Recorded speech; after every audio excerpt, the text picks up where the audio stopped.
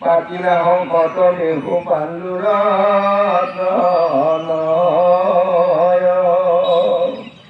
যেন পুতি ৰাখো হৃদে থাকিলে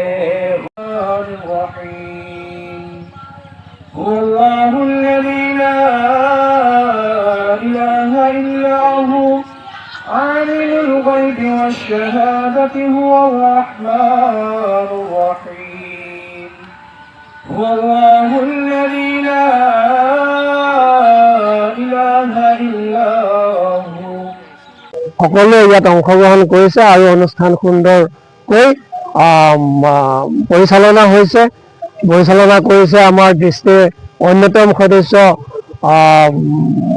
আমাৰ খনিন্দ কলিতা ডাঙৰীয়া। এনেধৰণে আমাৰ অনুষ্ঠানখিনি ইতিমধ্যে আমি সমাপ্ত কৰিছোঁ আৰু ইয়াত তেখেতৰ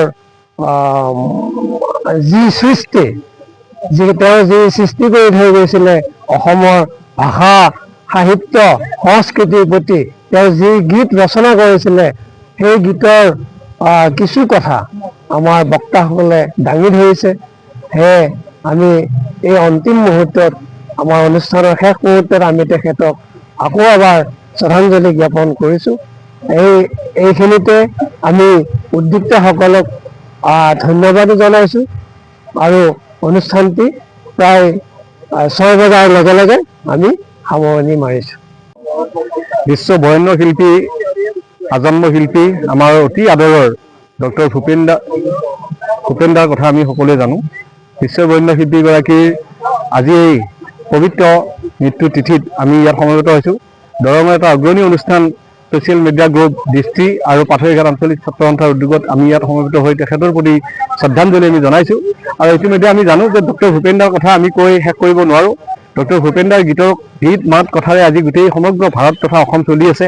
তেখেতৰ আদৰ্শ আৰু কৰ্মৰাজিৰ জৰিয়তে আমি উদ্বুদ্ধ হৈ কাম কৰাৰ কাৰণে নতুন প্ৰজন্মই আমি শক্তি পাইছোঁ আৰু তেখেতৰ গীতসমূহে গোটেই প্ৰজন্মটোক আমি উদ্বুদ্ধ কৰিছে। মই বিশেষ কথা ক'ব নাযাওঁ, তেখেতৰ মাত্ৰ এটা গীতৰ কলিৰে তেখেতৰ প্ৰতি থকা শ্ৰদ্ধা মই জনাব বিচাৰিছোঁ। কাৰণ আজিৰ দিনটোত তেখেতৰ গীতসমূহ এটা গৱেষণা লুকাই আছে আৰু তেখেতৰ গীতসমূহে গোটেই আমাৰ সমাজখনক এটা এনেকুৱা ধৰণৰ বাৰ্তা বহন কৰি সমাজখনক আগুৱাই লৈ যাবৰ কাৰণে চেষ্টা কৰিছিল আৰু তাকে আমিও চেষ্টা কৰিছোঁ।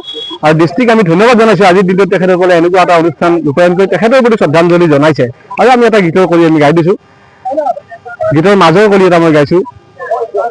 মোৰ আকাশৰ পুৱাৰ টিপিটি নোপোৱা বেদনা নাই, মোৰ মৰমৰ পাৰ ভাঙি আজি কিহৰ ধুমুহা বয়, যুগৰ বতৰালৈ মোৰ মৰমে মৰম বিচাৰি যায় বাৰিষা। ধন্যবাদ।